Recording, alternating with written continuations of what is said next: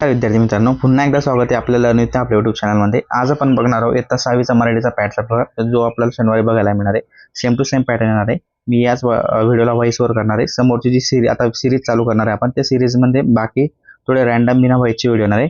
So अजूनही तुम्ही चॅनलला सबस्क्राईब केलं, चॅनलला सबस्क्राईब करा आणि व्हिडिओला लाईक करा। तर चला आज जाऊया आपल्या प्रश्नपत्रिकेकडे।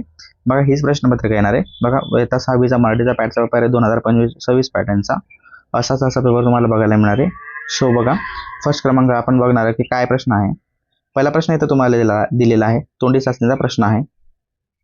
प्रश्न क्रमांक 1 मध्ये दिले तुझ्या शाळेत झालेल्या क्रीडा स्पर्धेविषयी 4 ते 5 ओळीं तुम्हाला माहिती लिहायची सांगितलेली आहे।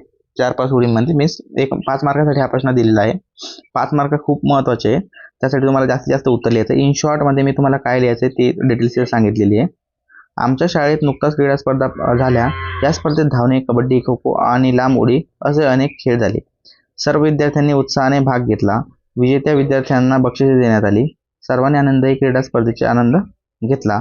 या प्रकारचं उत्तर तुम्हाला 5 मार्कसाठी राईट डाऊन करायचं आहे पेपरमध्ये। ओके, आफ्टर दॅट सेकंड प्रश्न बघणार आहोत। प्रश्न क्रमांक 2, तुझ्या पाठ्यपुस्तकातील कोणतीही कविता सविनय म्हणून दाखव। त्या कवितेला तुला काय आवडले ते सांग। याचं उत्तर आपण बघणार आहोत। तुझ्या पाठ्यपुस्तकातील कोणतीही कविता सविनय म्हणून दाखव। त्या कवितेत तुला काय आवडले ते सांग। मला झाडे लावा झाडे जगवा ही कविता आवडते।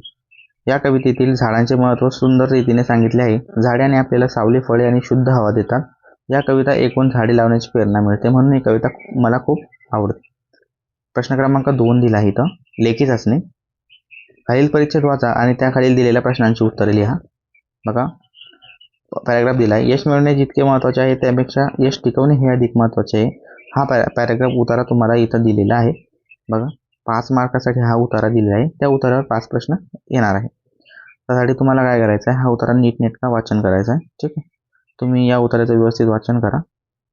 बघा, आता उतार्यावर कोणत्या प्रकारचे प्रश्न त्यांनी विचारलेले, 1-1 मार्कासाठी हा प्रश्न होणार आहे। प्रश्न क्रमांक आलेला आहे, रोज नवे शिकणे हा महत्त्वाचा आहे ते लिहा। उत्तर आहे, रोज नवे शिकल्याने आपल्याला नव्या गोष्टींचे ज्ञान मिळते, चुका कमी होतात आणि प्रगती करता येते। दुसरा प्रश्न इथे त्यांनी दिलेला आहे, आपल्या प्रगतीला अडथळा कोणता?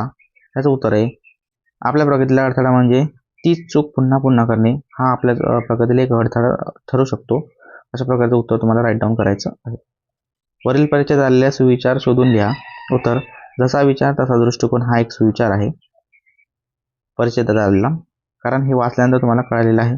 इच्छा स्वतःची क्षमता वाढवण्यासाठी काय काय करावे लागते त्याविषयी 2 मुद्दे लिहायचे। फक्त 2 मुद्द्यामध्ये उत्तर लिहायचे, 2 मार्कासाठी आहे।